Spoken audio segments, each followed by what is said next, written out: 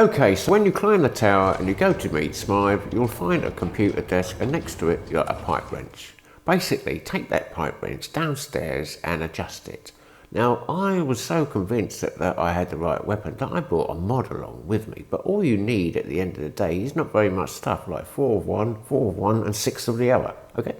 Now look, I'm at the moment 63, but according to your perks, you could make that a lot higher. Okay, so that's the secret. I tried abandoning you to the wastes. I tried having you killed. I had you tried and convicted. Despite my best efforts, you remain to the bitter end. So let's talk. That's a very open-ended question. What exactly are you demanding I take accountability for? The experiments that gave you life? That pushed the scientific frontier further than ever before in human history? It's a matter of perspective. The benefit of my experiments, private and public, far outweigh the social cost. When you're victim to that social cost, it will blind you. It will be all you care about. That's understandable. But when looking at the situation objectively, you would see nothing but the efficient allocation of resources. Very well. Let's finish this.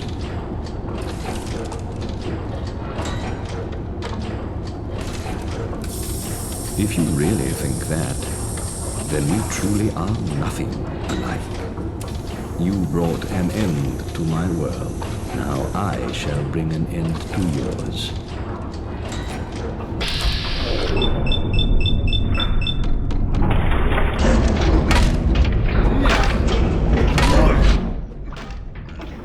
They switched my wrench for an umbrella. That's ridiculous. Right, let's get back into it because I've got it on a number bar, number 1.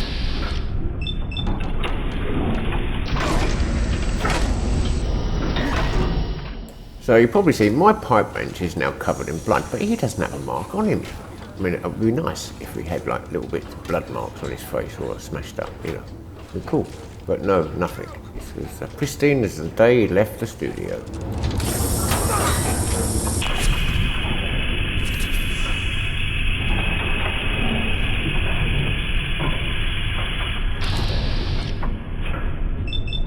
I'm down on my knees because you get more AP when you're kneeling down.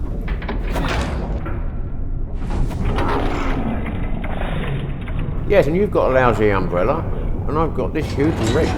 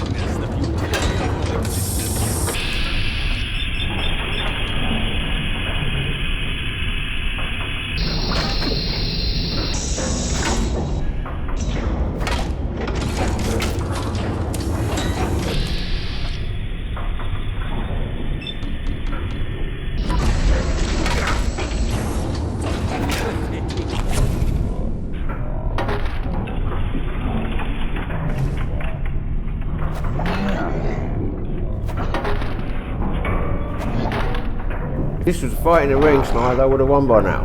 I've hit you more times than you hit me. He's fighting back, and he hasn't smiled for a while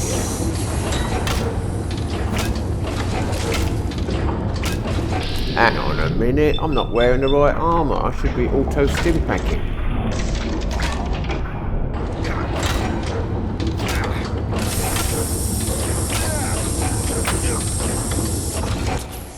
Right, I better get that on, otherwise it's going to be over a lot sooner than I thought.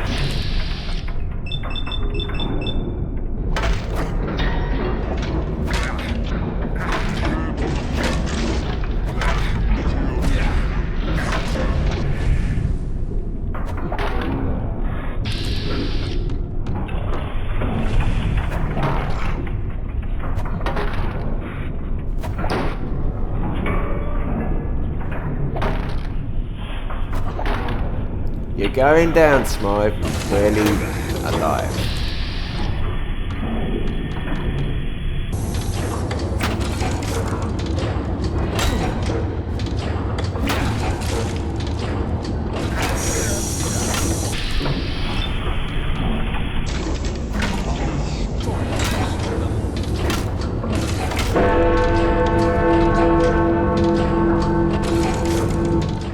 Well, I suppose that was inevitable because you can't climb ladders in combat, so that's why.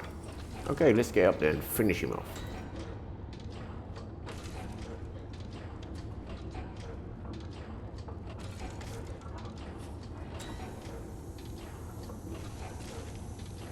On guard.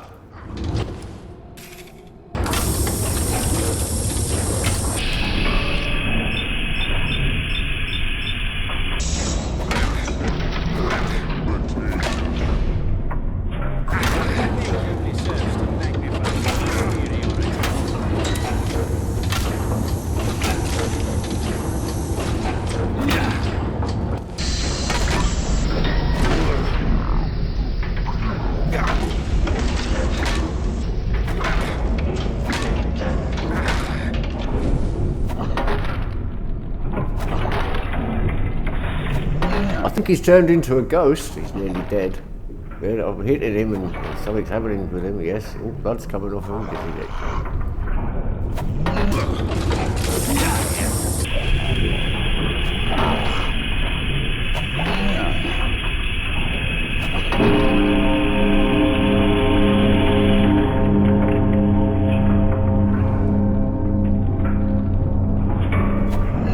It looks like he's already turned into a ghost.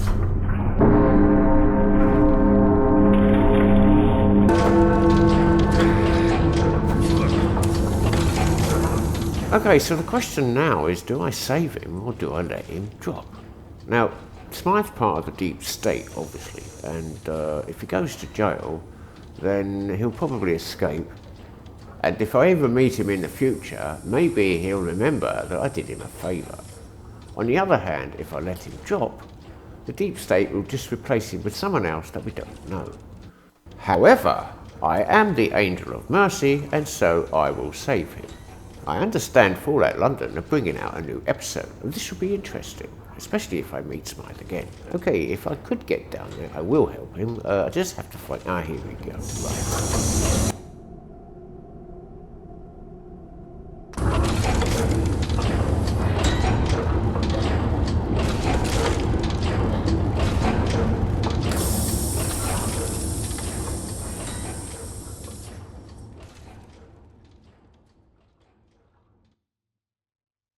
Far surpassing the expectations of their creator, the Wayfarer had ultimately swayed the course of history.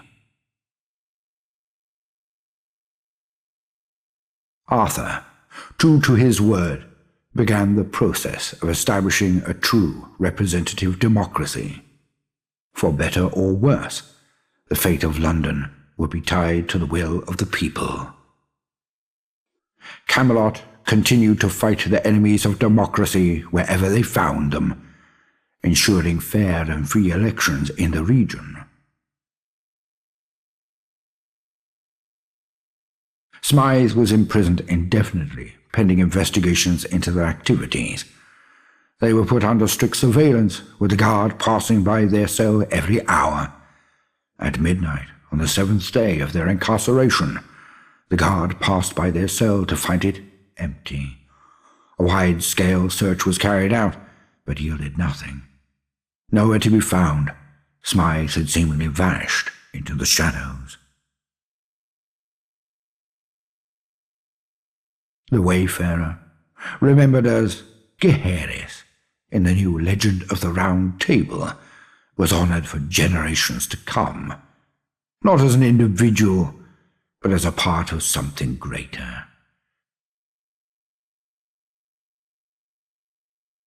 The Tommies continued to report to the government, with a new charter outlining their role in a true democratic society.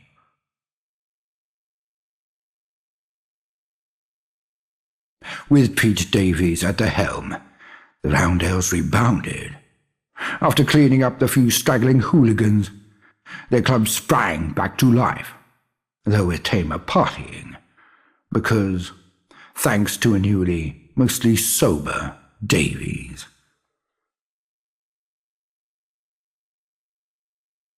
The Pistols of Camden embraced the future with cautious optimism.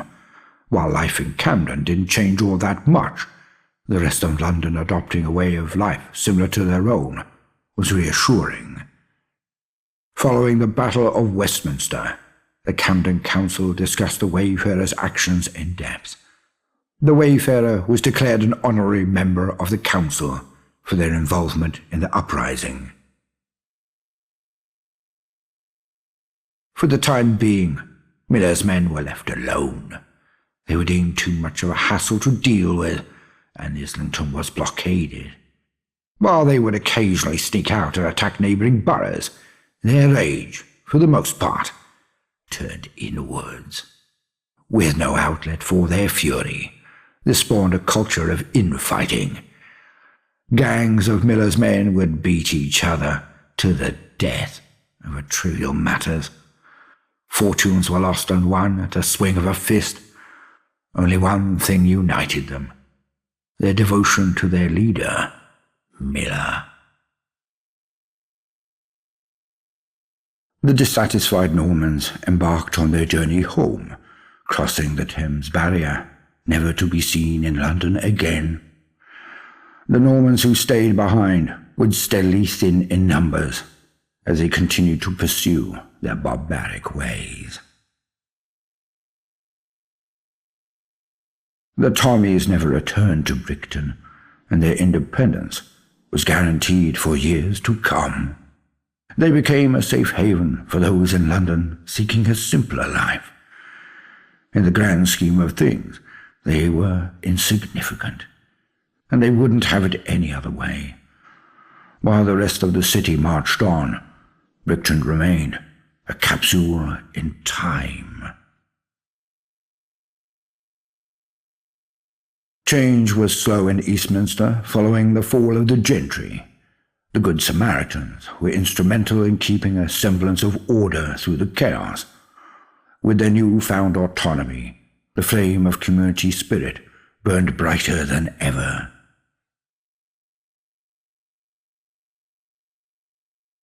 The free and fair elections were not kind to the gentry, who failed to form a majority in the subsequent Parliament. As time went on, the law no longer turned a blind eye to their extractive policies. This financial shock caused a significant decline in the Westminster surplus. Now on equal legislative footing with the rest of London, the gentry redirected considerable resources into lobbying for their interests. This investment would ensure they retained their economic dominance.